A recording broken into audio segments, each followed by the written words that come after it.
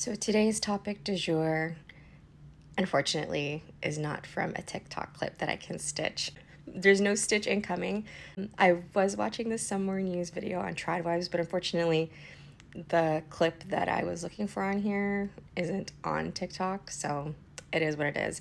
But it's regarding the whole kind of like pastoral pastiche aesthetic that Tradwife content has on TikTok, which I'm sure everyone who's on TikTok is familiar with it. It's like a big niche on this platform. In particular, sorry if the words pastoral pastiche aren't ringing a bell, but it's like the romanticization of country life. I just had a thought, and I don't know if any other fellow Marxists out there hear me out on this, on how that sort of content is perfectly made for people who have never experienced farm labor. I come from a family just once removed of subsistence farmers, so I'm a bit more, I know the kind of work that does go into it. I'm also aware how the economic factors go into the undervaluing of that labor in order to be able to bring the market, bring affordable pricing for food, essentially. Derailed. And I was thinking, and I don't know if any other Marxists on here have observed, on how that content is perfectly suited to hearken to, I think, what is something that we commonly feel as the working class currently. That is like the isolation from our means of production. So much from our meaning, ability to survive in the previous ages was tied directly to food. It's like why gardening is so therapeutic.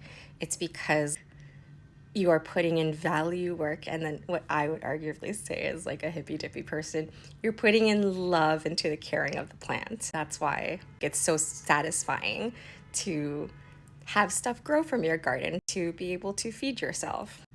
Of course, under the Tradwife ethos, that is now something that's only made affordable if you're wealthy. Like the traditional access to production is relegated to, I gotta save up enough money to buy land. What is it? The privatization of the commons, right? So like in previous civilizations, you'd have communities that were founded on agriculture, but the land belonged to the commons. Obviously, that changed. Under a colonial setting, we now have private property.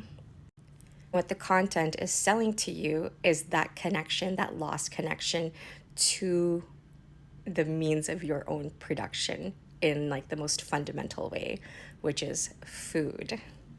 This is something that I fundamentally think would be available if we did move and structure our society economically to have other objectives aside from the drive for profits, but it's too far removed, like getting from that conclusion. Right now, there's only a capitalist solution to it. Own enough money, buy your own farm, then you can go back to this like romanticized ideal of how it was like to subsist and to farm before. This is something that we all have the capability of doing. Seeds are affordable. You can grow your own plant. I highly encourage it to get that connection again. It doesn't have to be expensive. And it is also something that we on the left should encourage people to go back to connecting. Maybe if we were to do a working class angle from this, why give money to whatever conglomerate that owns your food source when, for now, oh my god, this is another rant about GMOs, when for now those seeds are affordable and accessible for us at a low, we can feel that connection again.